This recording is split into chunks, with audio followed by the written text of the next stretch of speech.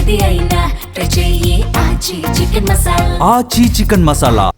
మిత్ర దేశాలు శత్రు దేశాలు అనే తేడా లేకుండా సుంకాలతో ప్రపంచ దేశాలను వణికించిన అమెరికా అధ్యక్షుడు డొనాల్డ్ ట్రంప్ దూకుడుకు అగ్రరాజ్య సుప్రీంకోర్టు బ్రేక్ వేయడంలో ఓ భారతీయ లాయర్ కీలక పాత్ర పోషించారు.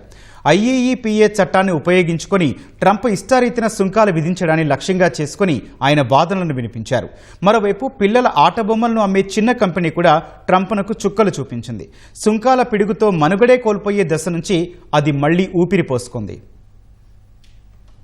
అధికారాన్ని ఇష్టం వచ్చినట్లు వాడుకుంటూ ప్రపంచ దేశాలపై అమెరికా అధ్యక్షుడు ట్రంప్ విధించిన సుంకాలు చెల్లవంటూ ఆ దేశ సుప్రీంకోర్టు సంచలన తీర్పు ఇచ్చింది. ట్రంప్ దూకుడుకు సుప్రీం కళ్లెం వేయడంలో భారత సంతతి న్యాయవాది నీల్ కత్యాల్ కీలక పాత్ర పోషించారు. చిన్న వ్యాపారులు, డెమోక్రాట్ పాలిత రాష్ట్రాల కూటమి తరపున ఆయన సుప్రీంకోర్టులో వాదనలు వినిపించారు. ఈ టారిఫ్ల కోసం ట్రంప్ 1977 నాటి అంతర్జాతీయ ఆర్చయిక ఆర్థిక అధికారాల చట్టాన్ని IEEPA ఉపయోగించడానికి వ్యతిరేకంగా నీల్ కత్యాల్ సుప్రీంకోర్టులో వాదించారు. ప్రతి వాణిజ్య భాగస్వామిపై సుంకాల వడ్డన అన్యాయమని, రాజ్యాంగ విరుద్ధమని పేర్కొన్నారు. తీర్పు తర్వాత స్పందించిన నీల్ ఈ రోజు కోర్టు చట్టపరమైన పాలన, ప్రజల భద్రత కోసం నిలబడిందన్నారు. అధ్యక్షుడు శక్తిమంతుడే, కానీ రాజ్యాంగం మరింత శక్తివంతమైందని నిరూపితమైందన్నారు. షికాగోలో జన్మించిన నీల్ కత్యాల్ తల్లిదండ్రులు భారత్ నుంచి వెళ్లిన వలసదారులు. తల్లి ప్రతిభ డాక్టర్, తండ్రి సురేందర్ ఇంజనీర్. 2010లో అమెరికా అధ్యక్షుడు ఒబామా హయాంలో US సొలిసిటర్ జనరల్ గా నీల్ వ్యవహరించారు. గతంలో ట్రంప్ విధానాలకు వ్యతిరేకంగా నీల్ కోర్టుల్లో వాదించారు.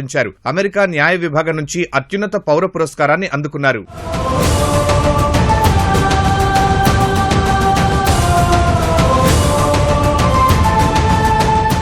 ట్రంప్నకు చుక్కలు చూపించడంలో ఓ చిన్నపాటి బొమ్మల కంపెనీ పోరాటం ఉంది. లెర్నింగ్ రిసోర్సెస్ లిమిటెడ్ అనే సంస్థ చైనా నుంచి తక్కువ ధరకు ఎడ్యుకేషన్ టాయ్స్ దిగుమతి చేసుకునేది. ట్రంప్ సుంకాలతో అది తీవ్రంగా నష్టపోయింది. దీంతో అధ్యక్షుడి నిర్ణయాన్ని వ్యతిరేకిస్తూ మరికొందరు పిటిషనర్లతో కలిసి లెర్నింగ్ రిసోర్సెస్ యజమాని రిక్ వోల్డెన్బర్గ్ సుప్రీంకోర్టును ఆశ్రయించారు. విజయం సాధించే వరకు వెనక్కి తగ్గకుండా న్యాయ పోరాటం చేసి ప్రపంచ వాణిజ్యంపై ప్రభావం చూపే తీర్పులో భాగమయ్యారు. ప్రభుత్వానికి కట్టిన పన్నులను లెర్నింగ్ రిసోర్సెస్ రికార్డులో రాసుకుంది. పన్నుల రూపంలో చెల్లించాల్సిన దానికంటే అమెరికన్లు అదనంగా కట్టారని, తమ డబ్బులు తిరిగిచ్చేయాలని కంపెనీ డిమాండ్ చేస్తోంది. US దిగుమతిదారుల్లో 97% మంది చిన్న వ్యాపారులే. ఏటా సుమారు $868 బిలియన్ విలువైన ఉత్పత్తులను అమెరికాకు తీసుకువెళ్తున్నారు. OS సెలక్షన్ అనే ఓ చిన్న వైన్, ఆల్కహాల్ కంపెనీ సైతం ట్రంప్నకు వ్యతిరేకంగా తీవ్రంగా పోరాడింది.